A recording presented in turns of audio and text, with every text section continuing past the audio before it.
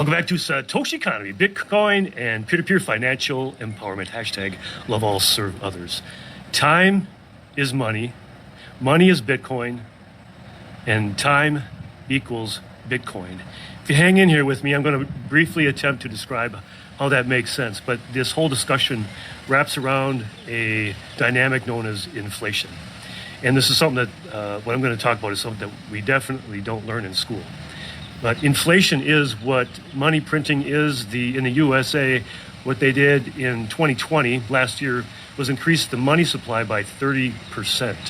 So essentially, it does take a little bit of time, but that will just increase prices. The best example I can give of that is, for example, say, what if every single person in a town got $1 per month? How much could the grocer charge for a gallon of milk? Probably like a penny or a nickel.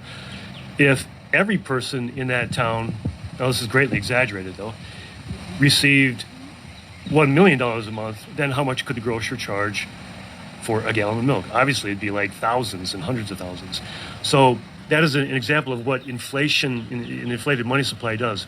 But if time is money, I mean, that most of us can understand, like we punch a clock or we trade money for services rendered, and the equation that we come to say for the service rendered, half of that equation is the time that we spend, providing that service.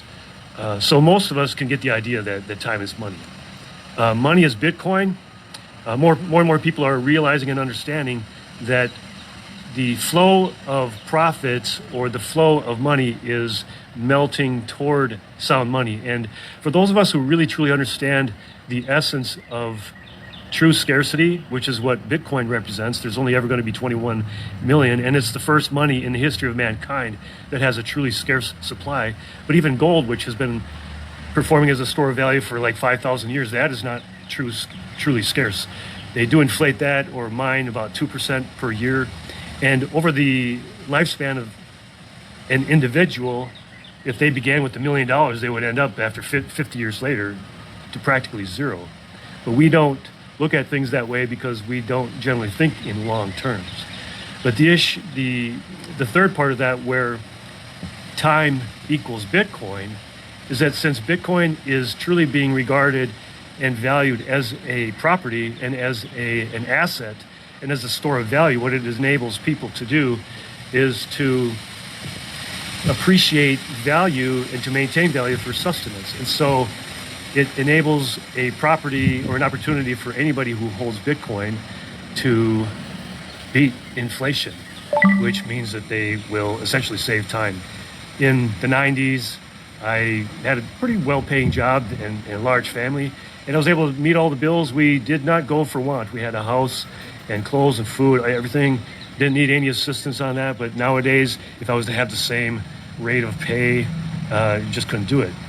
And so inflation has stolen my time. And I know that some of you are resonating with this, and you know what I'm talking about, that to keep up, just not even with the Joneses, just to keep up with what we have had expenses for, we've got to come up with other ways of income.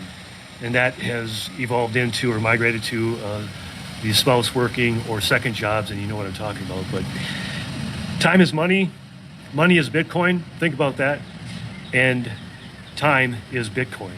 So I encourage you to grab some Bitcoin or a slice of it. This is not financial advice. Only you are 100% responsible for your own financial choices, but please think about it. Hashtag love all, serve others. Please check out my YouTube channel at SatoshiConomy. I wish you well. I wish you wealth. I wish you health. And until next time, peace.